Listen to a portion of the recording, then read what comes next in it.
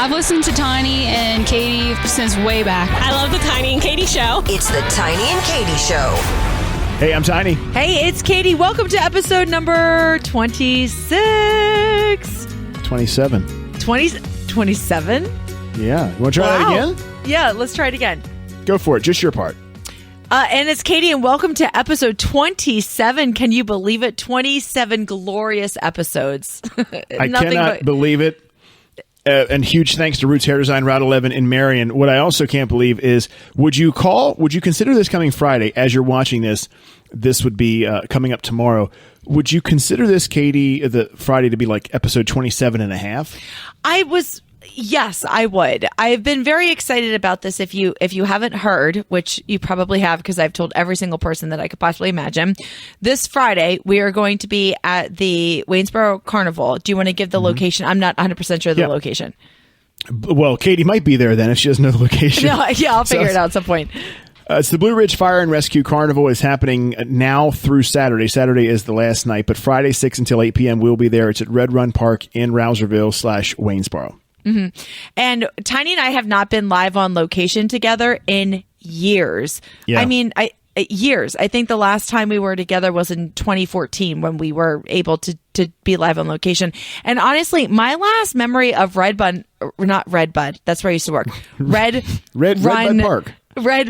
Park is, do you remember when we did I want to say 9/11 thing? Yes.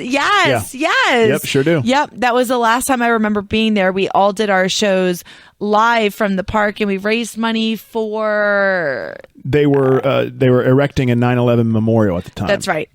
And we were raising money for that. Yeah, and that's a beautiful park and a really great place, and it's a really great setup for a carnival, and I think it's going to be absolutely perfect. So I'm going to wrap up work on Friday, get my car, come right up to Waynesboro, and we are just we're going to do it. By the way, I've told all of my students, I've basically put it in my newsletter and, basically made announcements all over the school. Like, hey guys, 104.7 WAYZ this Friday from 6 to 8, you'll hear a familiar voice. Well, so what's interesting about Friday, other than the fact that of everything Katy just covered with having not done it together in quite some time, is the outpouring at the radio station for this appearance has been nothing short of amazing. So thank you for that. And but our listeners are just gonna go crazy for this one. So two things. One, I said I would work very hard on. The other was unexpected. I've shared one of them with Katy. I printed up just because they were so cheap, and I could do a bunch of them if you like. I printed up just pictures of me and Katy together with our socials on them, and just a 4x6 picture. Who does not want that? I mean, obviously, who does not want that? Of course. Yes, I mean, if you need something to wipe with, they're going to be there for you. If you need to put like something in your glove compartment when you know you have a mess or something that you have to quickly clean up, there you go, kids. Let's say you got to level your table, so you got to put something under one of the legs. You fold it up a couple times and put it under there. You got do away with the wobbling. Right. Very versatile. It's like the photo that will do it all. Yeah. Probably except go in a frame. You have to quickly write down a phone number or, like a to-do list or a grocery list. Like, listen, we got you covered. Yeah. You need a bookmark. There you go. I love it. Yeah. So we'll have that, and we will also have the first run official Tiny and Katy stickers for you to take home with you and stick to whatever. So hopefully you come out. They're obviously we're not gonna charge you for these things, although I'm sure we could probably charge at least $1 to get people to take them. No, I would say like a quarter, like maybe a quarter would be about where we are. We would actually. The price that would be charged would be us paying you to take them. Yes, here, please, and tell everybody about it, and we will pay you per subscriber. Katy's going to look at me and she's like, Tiny, I am getting rid of these pictures like crazy. People want them like crazy. By the way, do you have any extra ones? That's pretty much how it goes. So how's your week been? Ride all night wristbands. Just take a Tiny and Katy picture. Here, if you let us sign it, we'll give you 2. You say this now, but these are going to go like hotcakes. I can just feel it. In my soul. It is our way of, I thought we should celebrate the first time and hopefully not the last that we're able to do this. I had wanted to do this over the summer when I knew Katie's schedule was a bit more forgiving. And I don't know what made me think, well, why don't you just ask Katy if she wants to do this one? I thought, well, it's a carnival. It's a Friday night. Yeah, of course. I think it's great. The drive isn't too terrible. So I'm here for it. So come out and see us on Friday, 6 to 8 p.m. at Red Run Park, not Red Bud Run Park. I used to work at Red Bud Run Elementary, so it's like it just makes sense that that's where my mind would go. But no, I'm with you. But anyhow, so talk to me. Let's catch up. How are things? What's new and exciting? You know me, I'm Mr. Exciting. So I could, if I told you everything that's happened exciting to me in the last week since we talked, I think it would just go way too long. Yep, everybody would end up sleeping and taking a nap. But okay, so I have a couple questions I wanted to ask you. Okay. Now, when the following statement that I'm about to say isn't as intense as it might sound. I think that sometimes my hygiene is questionable. Now, not so much my hygiene, like how I take care of myself, because like I shower regularly. You know, I hate to shower, but like I do it. But if like food falls on the floor, a lot of people will pick it up and throw it away and then they won't eat it. Like I'm all about like, hey, I don't know how long that's been there. I'm just going to pick it up and eat it. But because I'm not a germaphobe at all, I've built up this killer immune system. I have a very, very incredible immune system. I very rarely get sick. And it's because, A, I work with children, and B, I just don't hide myself from germs as much as I need to. So to make a long story short, the other day I went away for my birthday, and I was with my significant other, and we were drinking, and I decided to order a boatload of food. So I ordered oh my God, Tony, a large pizza, a large cheesesteak, cheesy bread, a gyro or euro, and French fries. And before it all was delivered to where we were staying, I fell asleep. And so when I woke up in the morning, at, 8, 9 o'clock in the morning, I thought, oh my gosh, I forgot I ordered all this food. And I went to go eat the cheesesteak. And immediately he says, absolutely not. That cheesesteak has been unrefrigerated for about 5 to 6 hours. You are not allowed to eat that. And I thought he was being a little bit dramatic. So I was like, okay, I don't know how much he really means this. So I went to go eat part of it. And he really had like a full blown, attack? Not attack, but just was really, really upset about it and made me throw it away. Now, in my mind, I ordered it at 9, 10 o'clock at night. It's 8 o'clock in the morning. The room was maybe 67 degrees. It's not like we were out in the sweltering heat. And I didn't think it was that big of a deal. And I called a couple of my friends to ask them about it. And they also said, yeah, I don't think that would be a big deal. So my question is just, what like boundaries do you have when it comes to food that's been left out or food that might even be expired? For me, if I were in the exact same position you were, I'm going to say I wouldn't eat it. Now, not because of worrying about bacteria having grown on it or it getting sick. I just don't feel that to me would have been appetizing, just because it gets soggy and all that kind of stuff. But I don't see. I know what he's saying, because we always hear, if you let the food sit out, then it's going to grow bacteria and blah blah blah and give you food poisoning. And look, that exists for a reason. There have, I'm sure, been documented cases of that happening all over the place for years. Do you follow the sell-by date when it comes to food? I mean, I never do. Honestly, Tiny, the other day I cleaned out my refrigerator. This is very embarrassing. There were some condiments that I had in there, not condiments that had expired back in like 2019, that I'm sure that I have used. But in my mind, I just don't really go to the expiration date that often, but I definitely know people that's kind of like their stickler. If it's the 19th, I got to throw away on the 19th. Mine, the one that I will not waver on is chicken. If that is at that date, then I'll use it on that date. But I will always smell it. And you know what? I'll get a package of chicken because I'm a chickenaholic. I eat it pretty much every lunch and dinner. What would you call it? A cluckaholic? Anyway, I come up with something better than chickenaholic, but go on. Sorry, but anyway. So I will let's say I get it and they just put it out that day. If I go to cook it that night, I will still, when I open it up, just smell it. I just do. I don't know why. I'm very, very cautious of chicken, because I have cooked chicken after that date, and it did not turn out well. It turned out, but it didn't turn out well. Right. I just think I don't really look at sell-by dates ever. Now, number one, I don't cook, so that's problem number one.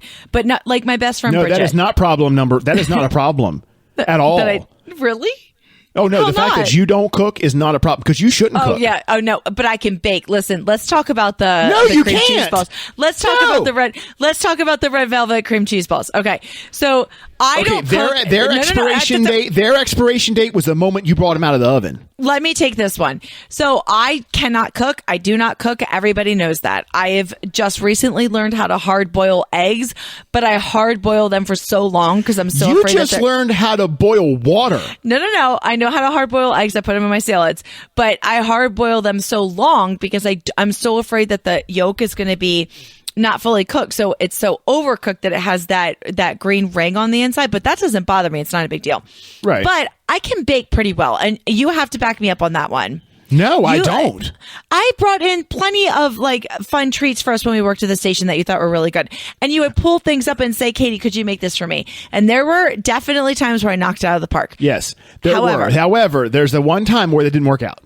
Okay, so I hosted a new. I'm going. I hosted a New Year's Eve. Wait a minute. You know what? Time out. Let's do this. Let's take a break. Okay. And we'll put a pin in this, and we will tell this story because it is a good one where Katie damn near killed all of her friends. Not even close. Including me. Not even That's close. coming up on the Tiny and Katie Show, all powered by Roots Hair Design in Marion. You don't want your hair just cut or styled. Get your hair designed at Roots Hair Design, 5459 Molly Pitcher Highway in Chambersburg, 717-375-2130. How about a women's cut? $32, $35, or $38? Guys, you're not going to get a better price on the cut you're going to receive at Roots Hair Design than $23. Now, if you have a teenager, girl or boy, $25 and $20 respectively. A kid's cut, just $18. Maybe you need your roots touched up. They have that as well. And they can do your nails, take care of your lashes, facial treatments, waxings, and what I plan to get is a massage. Roots Hair Design, 5459 Molly Pitcher Highway in Chambersburg. $10 off your first service to any new guests, and they're approaching their 12th year in business. You don't last that long if you're not doing something, or in their case, a lot of things right. Roots Hair Design, we can't thank them enough for being part of the Tiny and Katie Show. More of the Tiny and Katie Show starts now. For starters, literally nobody almost died in this story. But this just goes to show how much of an ass Tiny can be sometimes. I put on a New Year's Eve party. Now, for me to host a party is kind of not rare. It's very rare. Yeah, I don't host parties. I don't know how to do it. But I decided I wanted to host a New Year's Eve party. And I decided that I wanted to be fully in charge of the spread for the evening, minus a few, accoutrements.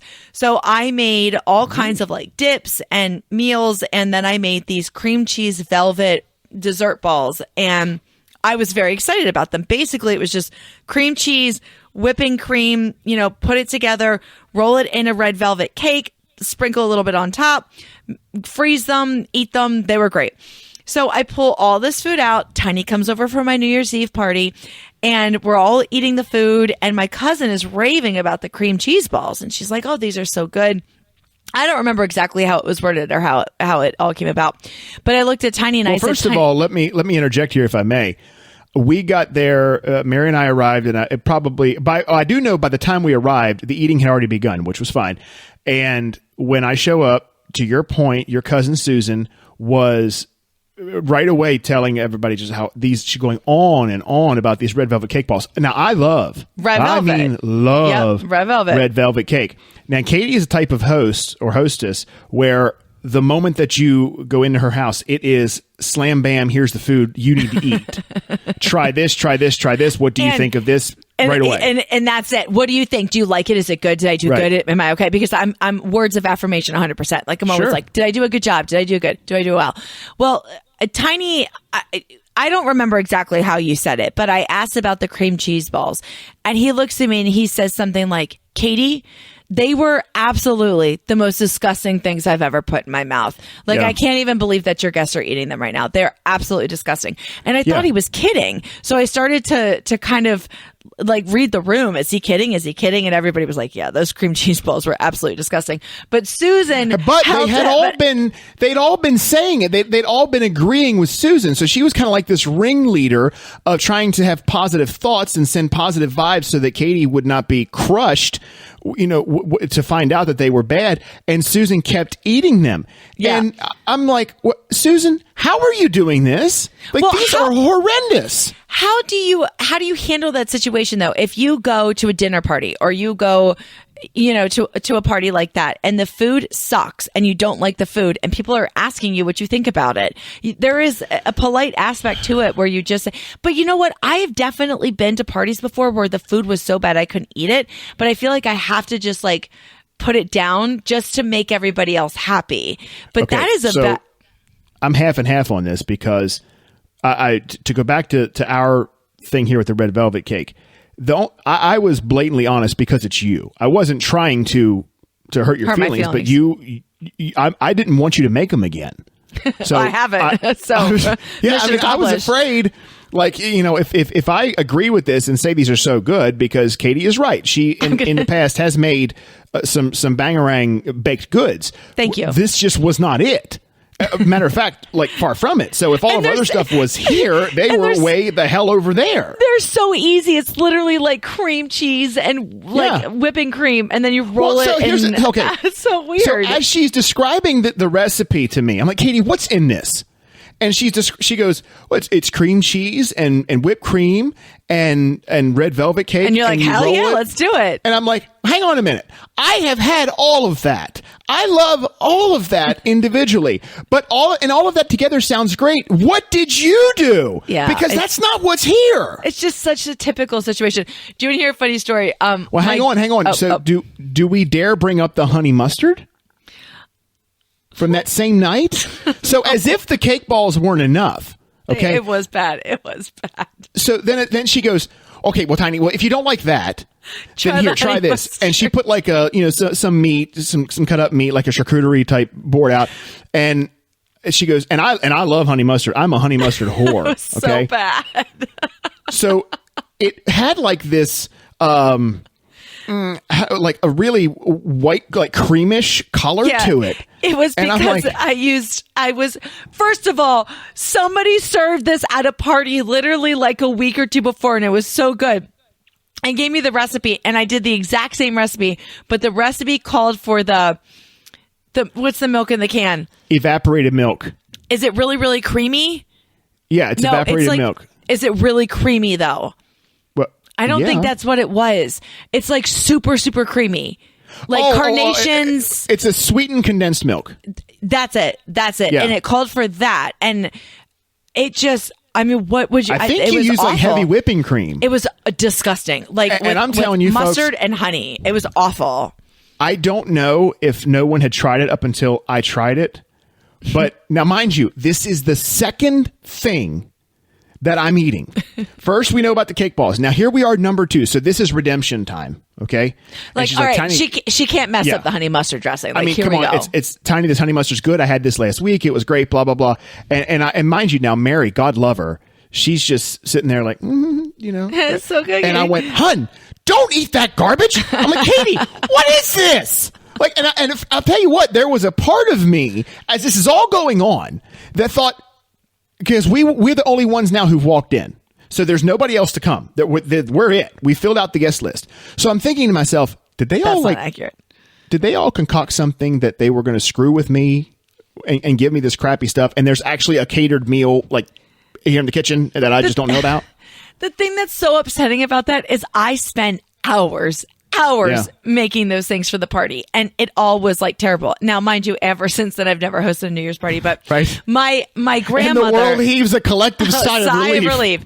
My grandmother was so big on table manners, and she was a wonderful woman. She owned a fine dining restaurant. She was a wonderful cook, but man, was she big on table manners. So, Guamere, yes. Yeah. That's grandmom in French. So when you came to the table, elbows off the table, you sit up straight. Yes, ma'am. No, ma'am. Please. Thank you. And you eat your food. You eat it. It doesn't matter what's in front of you. You eat it. You should be grateful you have a meal. Well, when she was getting older, she would make, mistakes when she was cooking. And she used to always make these garlic shells. And you probably have seen them before. They come in a package. It's garlic shells. You just add milk. You put them on the stovetop. And they're creamy, creamy garlic shells, right? Absolutely. I know what you're talking about. And they're delicious. Very easy squeezy. Well, Grandmommy goes into the refrigerator and she pulls out the orange juice instead of the milk. And she makes these creamy garlic shells using orange juice and doesn't realize that she did it. So she puts it on the table along with all the other food and we start eating it. And David, my brother, and I, we're children, we're maybe like 8, 9, and my mom's there as well. And we're all like, oh my God, what the hell happened? Like we're making faces and we're like, oh my God, this is terrible. And I'm surprised Katie's not just like, well, what the hell's wrong with you all? Yeah, like this tastes great. I love this. I'll take yours. Bring it on over.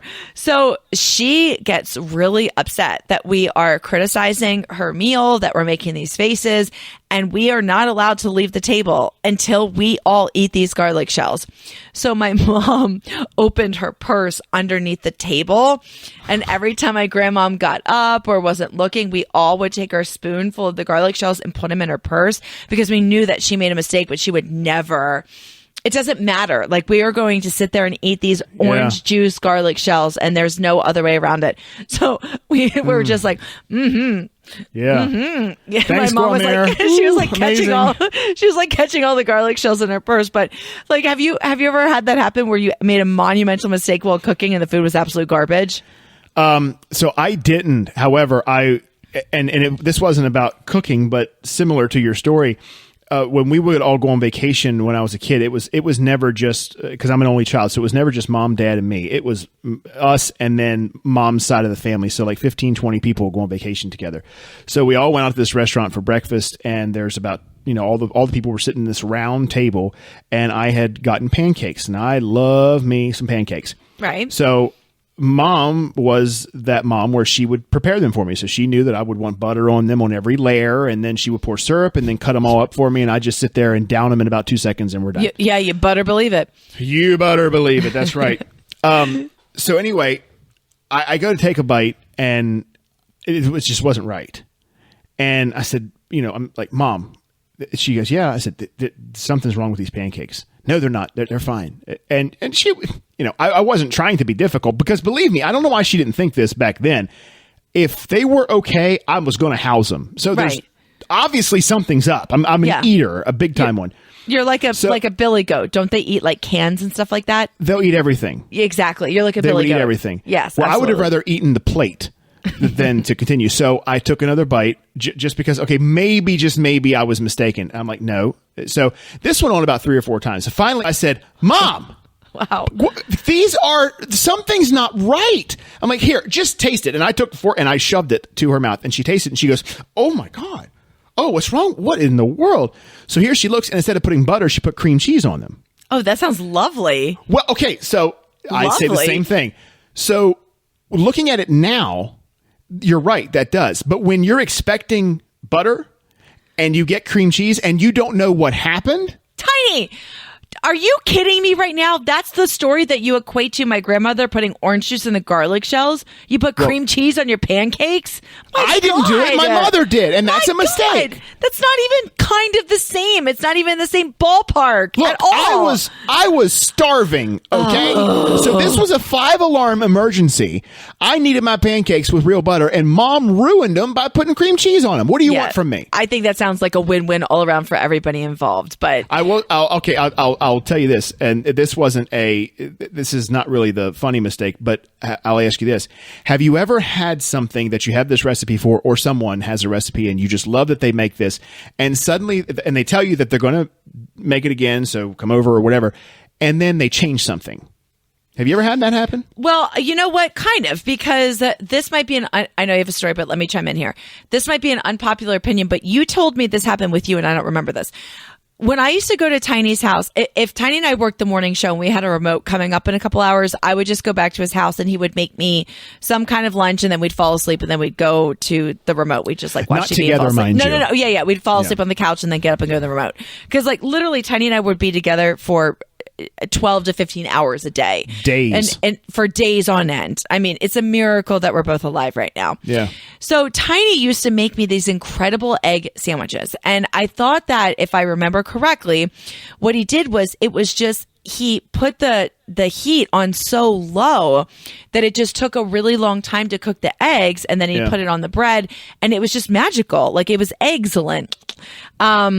I took a crack at it. He could shell those out all day long and I'd be here for it. So he made the most incredible egg sandwiches. And I remember it got to the point where we would go, when we had remotes, and we'd go back to his house and I would say, can you just make me an egg sandwich? Or even in the morning, could you bring me an egg sandwich? Yeah. And then one time, I think this was like a couple of years had gone by. I came to your house where you're living now and I asked you for an egg sandwich and you put mayonnaise on it. And that's what they do at Cracker Barrel. They put mayonnaise on their egg sandwiches. And that to me is disgusting. Absolutely repulsing. And I said, Tiny, what did you do to this? And you said, I put mayonnaise on it. And I take it back. I don't like it. I'm not going to eat this. It's gross. And you said that's how you've always been making them. But I know that's not true. I know that's not true. Because it's absolutely true. That is absolutely not true. I would never eat mayonnaise on an egg sandwich. That's disgusting. Well, you did. I did not. That was not what happened at all. Okay, but I so remember, the one time I went to... Of course I did. And I tell you why, because I don't make egg sandwiches any other way unless you request it, and you never did until then. No, I'm telling you, you never put mayonnaise on it. I went to Cracker Barrel recently and got an egg sandwich. This is recently, like 7 years ago. And they put mayonnaise on it. And I pulled the server over and I'm like, what is this? Because it's a white substance. I'm like, what is this that you put on my sandwich? Oh, honey, that's honey mustard. We got the recipe from Winchester, Virginia. We just used a condensed milk. She put it in the cookbook and we just did heavy cream and mustard. That's all it is. And evaporated condensed milk or whatever it's called. And I sent it back and I was like, can you please bring me an egg sandwich without mayonnaise on it? I mean, because it's rich enough, especially if you have bacon on it. You don't need mayonnaise, but is that like a common thing to put mayonnaise on an egg sandwich? It's just disgusting to me. It's all I ever knew. It was for the longest, the only thing I knew was I grew up with mayonnaise on it, and then I remember my great grandfather one time I saw him put butter on his egg, like it was toast, and then put egg between it, which didn't seem off to me because when I would eat eggs and toast, buttered toast, I would kind of make my own sandwich. Yes, so that was perfectly fine to me. But I can see if somebody just doesn't like mayonnaise. Which you're okay with mayonnaise though, aren't you? I don't mind mayonnaise. I don't love it. I know you like. You swear by mayonnaise. I know your feelings on it. I dip my mayonnaise in mayonnaise. Yeah, I know you do. I like it. I just know how much fat is in it that I just can't feel good about myself when I eat it. I feel that way also. You know what else I love, but I feel the same way about? Is chicken tenders. I love chicken tenders. They're amazing, but they're so fattening. I just feel like in my head, I can't feel good about eating them because they're so bad for you. Do you ever get the chicken tenders that are they're like this? You know why? But they're that planks, so they're thinner. Oh yes, yeah, and they're like pull apart so beautifully. Yes, and they're always, no matter where you get them, no matter where you get those type of tenders, when you pull it apart, I mean like steam, like a steam bath and just comes off. It's like this perfect crunch. It's this perfect like golden brown on the outside. Yeah, for sure. And then you find like the perfect honey mustard. With the milk in it. I mean, it's a winning combination for all. For sure. Maybe your honey mustard couldn't even ruin those chicken tenders. They're so good. Probably. Do you know what else I can't eat though? Because I just feel so bad about myself as I'm eating it. Ugh. I love fries with cheese and bacon. Just smothered in ranch and just smothered in ranch dressing. Like, of course. I mean, the more the merrier. But don't you ever feel like so guilty about eating those things that it takes away from the joy? It just takes away from the joy of eating it because it's so horrible for you. I don't. Well, so we'll end this with this episode with this. I can't believe we've been talking this long already. End this. Yeah, we're at 30 minutes. Oh my God! I know, right? Time flies when you're having fun. I have a quote that I'm going to say I came up with because I've never heard it anywhere else. And it's a derivative of the quote that says, nothing tastes as good as skinny feels. Have you ever heard that? Oh, God, yes. Yeah. Now, obviously, I'm not skinny and anywhere near it, but I worked really hard to get to where I am versus where I was. So I know what all that stuff tastes like. And believe me, there are times where I miss it. And I understand before anybody goes in the comment section. I get it. Everything in moderation. I understand. But what I try to tell myself is, and this is my quote, I worked too damn hard to eat that damn bad. And that's just what I try to go by. I get it. I know nothing bad's going to happen to me, but for the way that I have to live, because everyone has to live the way they see fit, the way I have to do it is to be like, you know what? It's just better if I don't have it. I've had my share. You can have, now it's your turn. I think also for you, and don't take this the wrong way, when it comes to food, you have more of an addictive personality with food than maybe some other people do. You know, everybody has something that when they start it, they can't stop, you know, drinking or whatever the case may be. I think for me, I can eat a little bit, put it away, and I don't think about it again. But I think for you, you have more of a challenge of just having a little bit, maybe having a bite. Yeah. It just becomes more of just a full indulgence in whatever the case may be. What's interesting is, you are 100% correct. Anyone who overeats has an addictive personality. Now, I've never felt that with gambling or anything else. You know, I'm not that way. But food is my thing. But you know what I have found is, just like you're right. If I have it, it is very difficult for me to not finish it off. If I have the box of cookies or whatever, and I have 2, I want the rest of the box. However, there's no challenge for me. This is amazing with my willpower. There's no challenge for me to not eat it at all. So if I have it and just don't eat it, I'm fine. I don't fine. Okay, take it. I don't care. But now let me have one and it's off to the races. It's just, you might as well call it a day. So if it's even in front of you, if everybody at the radio station has ordered, pizza and French fries and chicken fingers, like, you're okay just totally walking away from it? Doesn't faze me a bit. Oh my gosh, yeah. Not one bit. I don't have that. I have the opposite problem. Like the other day at the radio station, one of my probably, well, one of my favorite fast food places is Roy Rogers. I think they are severely underrated, and they do a ton of business with us, and they always send food in. And I love basically anything they do. I don't care what it is, you name it, top to bottom. And they brought in a big bag of food, and our promotions girl, she walks back, and she has, and for whatever reason, she comes to me. Like, she's, Tiny, Roy Rogers brought food, blah blah, and I'm like, listen, what? Why would you, don't bring it to me? And I'm joking around with her. I'm not, obviously not serious. So anyway, it sits out on the counter, and at the radio station, man, they're vultures. And I get it. We'll eat anything you bring. And so this sat out there, and I'm telling you what, I swear to you, I could walk by it, and I smelled it, everything, and sure, it smelled good, and I longed for those days, but I had no problem just walking right on by. It doesn't faze me because I know what it tastes like. I've had it. I don't need to have it again. We're good. Wow, that's amazing. Yeah. I think you might be an anomaly with that one, but that's good for you. Mary tells me that my willpower to not have things at all is unlike anything she's seen. But like I said, if I have one, I'll have them all. So yeah. Yep. There's that. I get that. Hey, we can't wait to see you Friday. Yes. Please come out and see us 6 to 8 and what did you make, stickers or something along those lines? Stickers and 4x6 pictures. So you can have one, both, none. Just stop by. Look, you can get a hug from Katy. That's me all the way. Yeah, absolutely. None from me. Zero, no. Not one. I'll give you a hug. Just don't touch my head, especially my ears. I can't stand that. I know. You're so weird about that. We're going to have a great time. And we do mean this when we say, we want to take pictures with you. We want to post them on our socials and have those memories, because that's one thing that we didn't do a lot of when we were so many places back then, is take a lot of pictures. So we want to, you never know when the last time's the last time. Right. So we want to make the most of this and have a great time for old time's sake. And hopefully we can keep doing these, and maybe we'll get Katy paid for some of these. I would love that. Yeah, right? That's the language I'm talking right now. Yes, Bring on them. Show me the money! I would be all about that, 100%. So we'll see you on Friday, and we'll talk to you again next week.